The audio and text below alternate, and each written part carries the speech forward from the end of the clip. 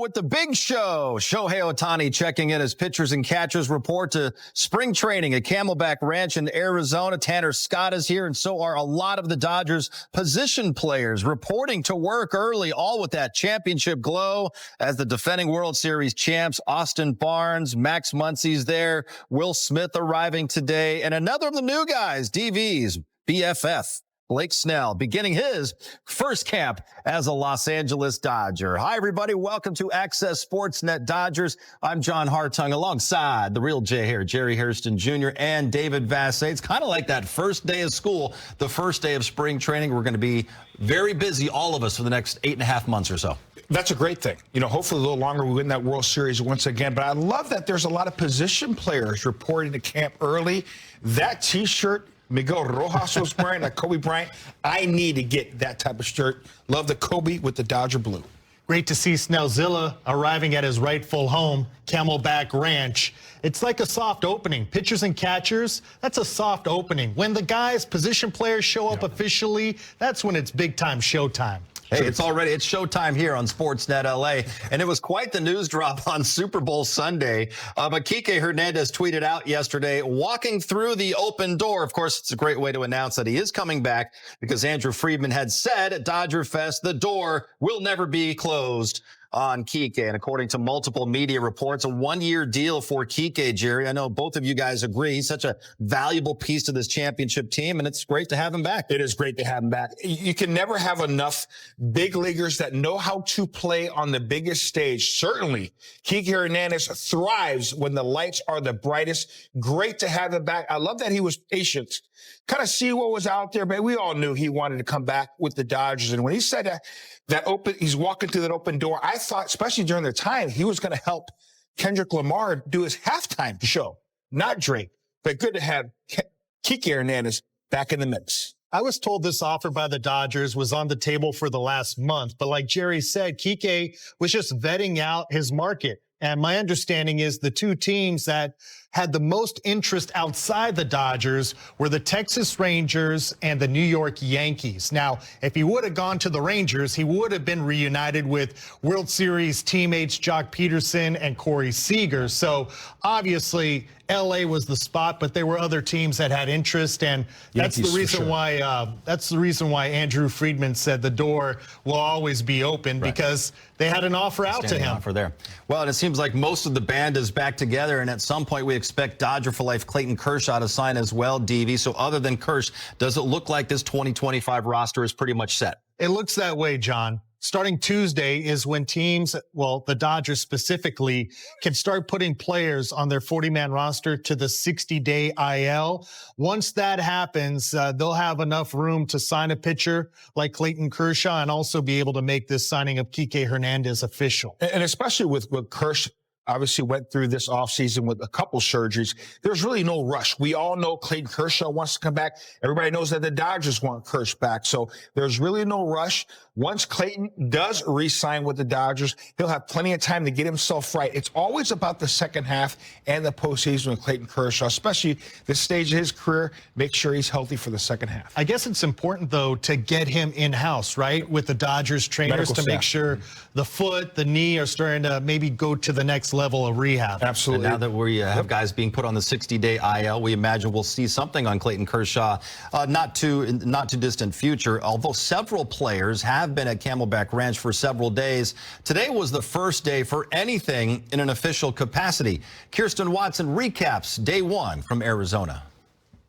Hi, John. Can you believe it? The 2025 season is already here, and this is day one of spring training at Camelback Ranch. Now, it has been a little bit of a quieter day as they close it off to the media, with tomorrow being the official report day for the pitchers and catchers. So things were a little bit slower, but that doesn't mean the players were not here. Essentially, everyone has already reported, everyone from the pitchers, the catchers, the stars, you name it, to the position players. Players like Mookie Betts, Miguel Rojas, Teoscar Hernandez, so many of them were out and taking some swings on the backfield.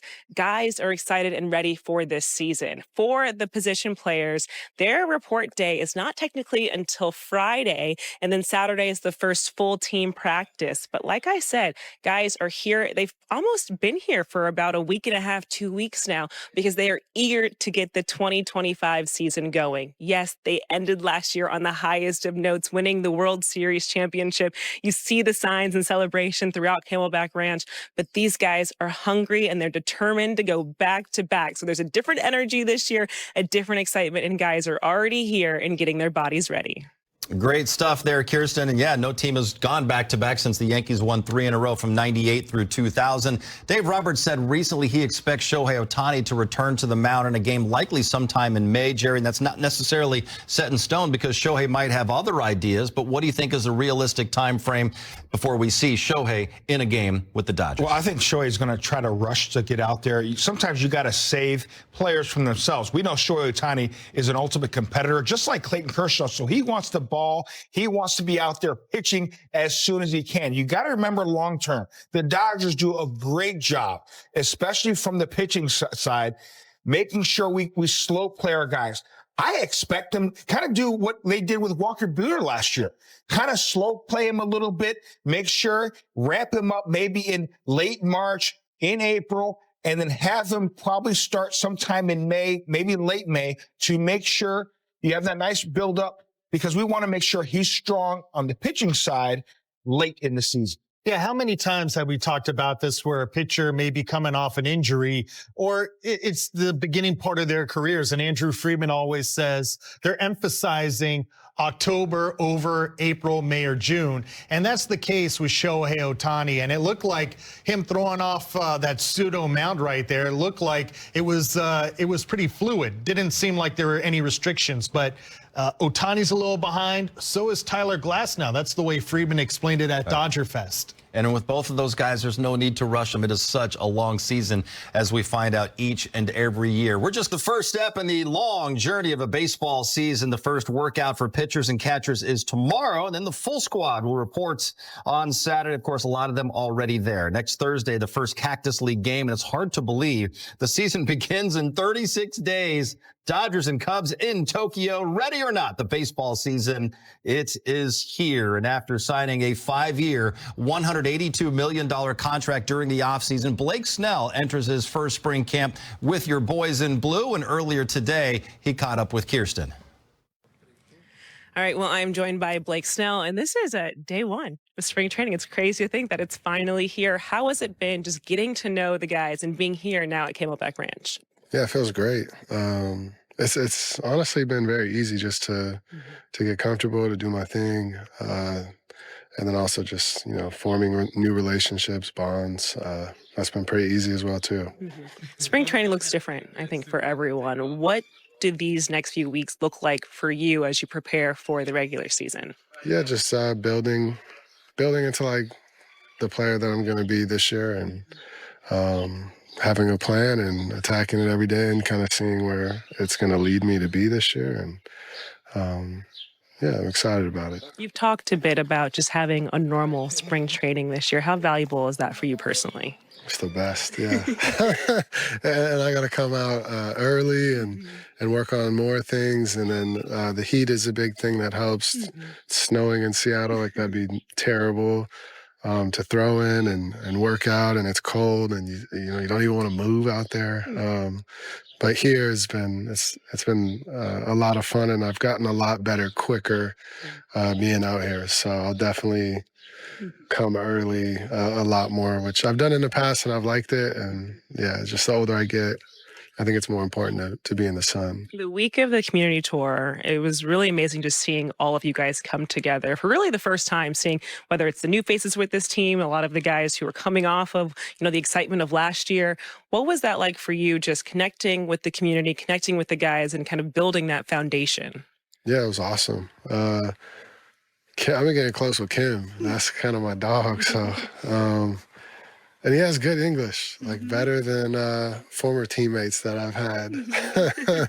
But yeah, that relationship, Bobby as well, and then just getting to know everyone else has been a lot of fun. But it's cool to just see that I am getting older, and it's cool because I've played against a lot of Mookie, Freddie, Shohei, Miggy Rowe, Muncy. I'm like tell you everybody, and so there's always been that mutual respect. And now that we're on the same team, it's a lot of mutual feelings. We're excited to be on the same team for once and see what we can accomplish. You mentioned Bobby, and I know you had said during the Dodgers Fest that he's someone that you want to be a mentor to him. And now, as you mentioned, getting older, these are things that a lot of the younger players, they look up to guys like you. What do you see in him first?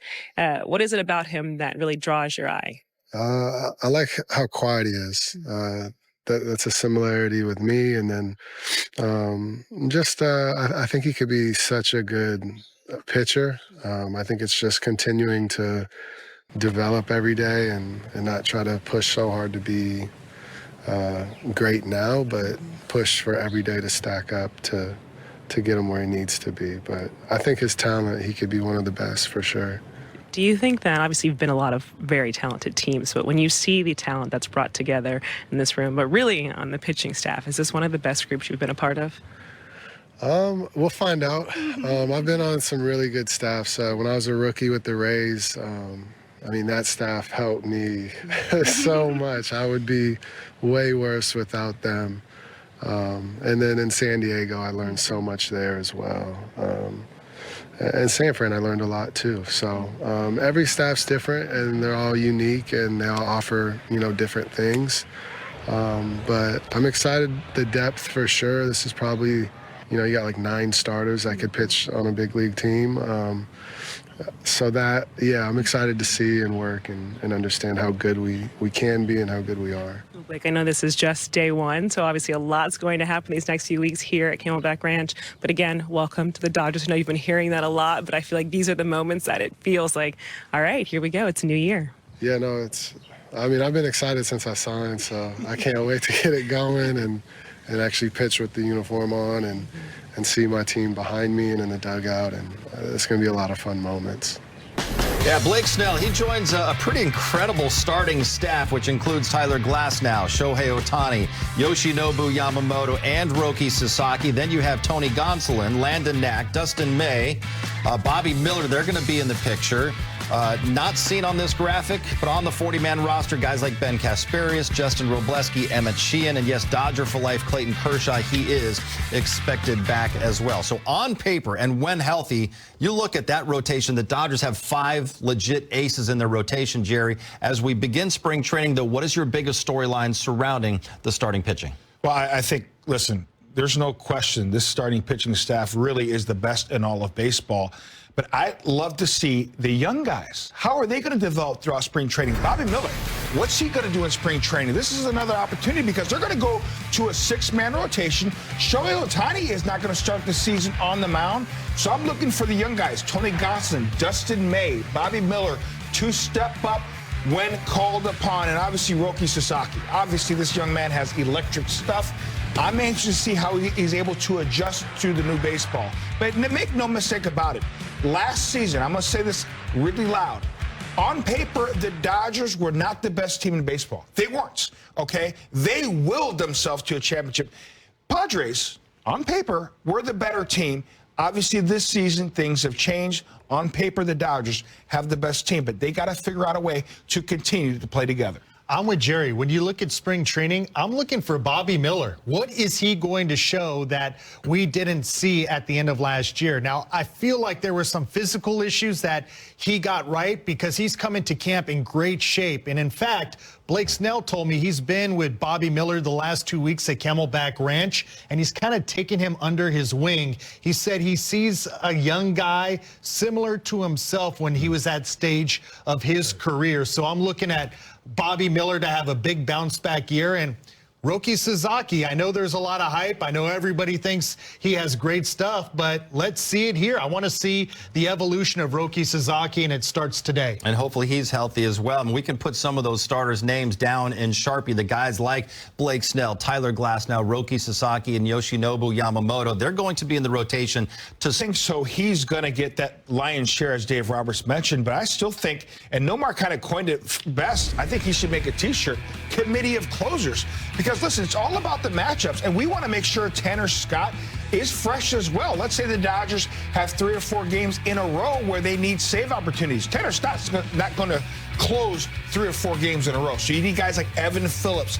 Blake Trinan obviously has closed out some games. So there's a lot of guys in that bullpen that not only Dave Roberts, but also pitching coach Mark Pryor can use. But make no mistake about it, Tanner Scott, especially to begin the season, he's going to get the majority of those opportunities. John, the reason why Dave Roberts was so definitive about Tanner Scott being that guy to start the year is because 2 of his high leverage relievers are injury question marks right now. Evan Phillips said at Dodger Fest that he's way behind his throwing program because he was not even on the World Series roster because of a shoulder issue.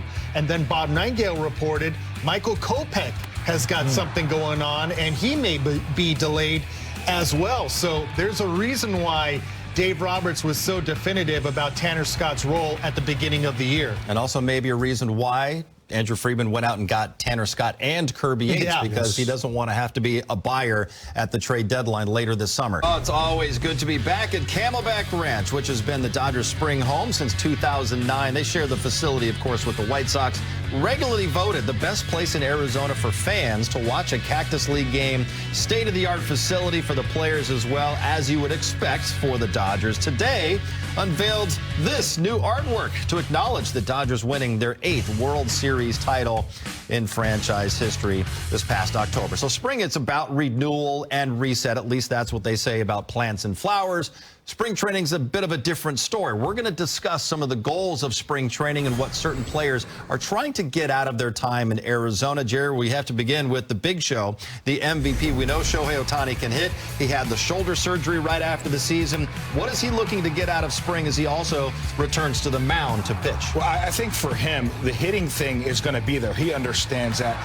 Obviously, the run, I think he's going to steal a whole lot of less bases this year because he's going to be pitching. For him, the goal is to make sure his timing is ready to go at the plate for the start of the season, but make sure he's ready to go when called upon as a pitcher. Now, is it going to be in early May, mid-May, or late May? Spring training will have a lot to do with it.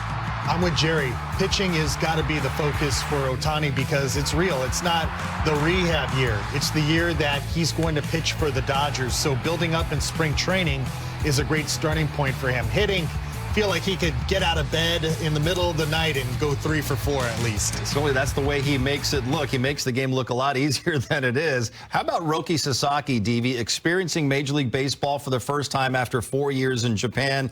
The #1 prospect in the game with some massive expectations to go with it. Right. I feel like he's got to learn the language of the Dodgers, John. He chose the Dodgers for a reason because they can help him get to where he wants to be, and that's to be a multi-Cy Young Award winner. So spring training is the first step, and adjustments that every Japanese pitcher has. It's going to be vital for Sasaki to get off on the right foot. Absolutely. You get to know, obviously, not only the pitching coaches, plural, but also the catchers. Will Smith, Austin Barnes, having that rapport with them. But also, he had mentioned, you know, he wanted to make sure that his delivery was cleaned up. That way his velocity can get back to where it was 2 years ago. I think that breaking ball is not where it's going to be. I think that third pitch is going to be vital at the big league level. He understands that. So getting that third pitch to go along with that splitter, I think he's going to refine that. Is it going to take a month, 2 months? I don't know, but it'll be there. Will be a similar situation for Hae-Sung Kim as Sasaki. He's coming to the U.S., Jerry, after playing the last 8 seasons in Korea. Obviously, Major League Baseball, much different than Korea. I think, you know, just talking to hitters, whether they're coming from Korea, the Latin America, obviously Japan, their biggest adjustment to the big leagues is velocity, movement. He will make that adjustment. Now, is it going to take him a couple weeks, a month, a half a season? I do not know. But he certainly has the bat speed. Certainly he's a great athlete. Defensively, I'm not going to be worried about him, whether he's in the infield or the outfield. He can play defense at the big league level. Getting used to the velocity every single night at the big league level is an adjustment. Yeah, I'm sure it's a lot different than the KBO, the type of velocity he saw there. But also I saw some video from a couple of days ago where the strength and conditioning coaches were trying to show him their workouts. So I feel like the KBO season, not as arduous as the major league season. He's got to get his body built up strong enough to be able to sustain through October, because we all know the Dodgers season doesn't end on the last day of the regular season. How do you spell arduous? I don't think I've ever heard that word before. It'll take more time. Arduous. Really, Jerry? James Outman, he's another one, third in the National League Rookie of the Year race. A couple years ago was the opening day starter in center field last year. DV really struggled in his 53 games in the big leagues, hit 147. So what do you think his spring goals are this year? Leave an impression on Dave Roberts and Andrew Friedman, because right now the Dodger roster, especially with Kiké Hernandez back, is really full. He's got to come back and show them he can be serviceable at some point this season. If I'm James Outman, I'm telling him, you're playing to get traded. Now, hear me out. You got to have some type of motivation. You got to go out there and ball, because you understand this is your career. You can do yourself a favor by going out there in spring training, getting these opportunities and showing out. It may be with another ball club, or better yet, it could be here with the Dodgers. So, but the main thing is he's got get his career back on track. The talent is there. The swing and miss last season was a problem for him. He understands that he's got to get better and making contact, because we've seen him. Yeah. He is a strong kid. And another guy who's looking to have a bounce back in 2025 is Chris Taylor, entering his 10th season with the Dodgers. Hit just 202 last season, Jerry. Third straight year with an average under 240. What do you think his goals are this spring? Well, it kind of in the similar lines as James Outman. We just talked about Kiké Hernandez coming back. There are players already in the mix that are going to get at-bats at the big league level. CT3 can play a variety of positions. He's a plus defender really anywhere on the field. So Chris Taylor, he's got to, again, get his career back on track. The swing and miss can't be there. Chris Taylor understands that. He's worked hard this offseason to cut down on the strikeouts. Hopefully he shows out in spring training. It's a lot different when you struggle and you still have 2 or 3 years left on a big contract. This is the final year on Chris Taylor's 4-year, $60 million contract. He said at Dodger Fan Fest that he wants to be here longer, so he understands the urgency that he's got to prove at this stage of his career that he can still do it, or he won't be here long term. ドジャースの2024年シーズンはまさに夢のようなオールスターチームが誕生した瞬間からファンの期待を一身に背負い、圧倒的なパフォーマンスで駆け抜けてきました大谷翔平、ムーキー、ベッツ、フレディ、フリーマン、これほどのスター選手が一堂に会し、チームとして戦う姿はまさに野球ファンにとっての最高のエンターテイメントでした。シーズンを通してドジャースはまさに勝つべくして勝つチームでした。オフェンスでは大谷翔平が豪快なホームランを放ち、ベッツが驚異的な守備とバットコントロールを披露し、フリーマンが頼れるバッティングでチームを支える。そしてピッチング陣には新たに加わった強力な先発投手たちが圧巻の投球を見せ、ブルペンも安定感抜群。まさにどこから見ても隙のない超完成型のドジャース。そして何よりも印象的だったのは選手たちが見せる団結力と情熱です。ただのスーパースターの寄せ集めではなく、お互いを信じ合い、支え合い、チームとして戦い抜く姿が本当に素晴らしかった。毎試合、ベンチでは笑顔があふれ、ビッグプレーのたびに選手たちが肩を組み、大歓声を上げる。その光景こそが、ドジャースが最強のチームである理由ではないでしょうか。特に NL 西地区優勝を決めた試合のあの瞬間、9回裏、最後のアウトを取った瞬間、選手もファンも一体となって歓喜の渦に包まれました。スタジアムの青い海が大きく波打ち、選手たちは抱き合い、涙を流しながら勝利の喜びを分かち合いました。まるで映画のワンシーンのような最高の瞬間でしたね。しかし、これはまだ終わりではありません。ここからはワールドシリーズ制覇というさらなる夢に向かって突き進むのみ、ドジャースがどんなドラマを見せてくれるのか、これからも目が離せません。皆さんも、この歴史的シーズンの証人となりませんか。これからもドジャースの戦いを一緒に応援していきましょう。動画を楽しんでいただけたら、ぜひ、いいね、と、チャンネル登録、をお願いします。コメントで皆さんの熱い応援メッセージもお待ちしています。さあ、次の試合もドジャースと共に、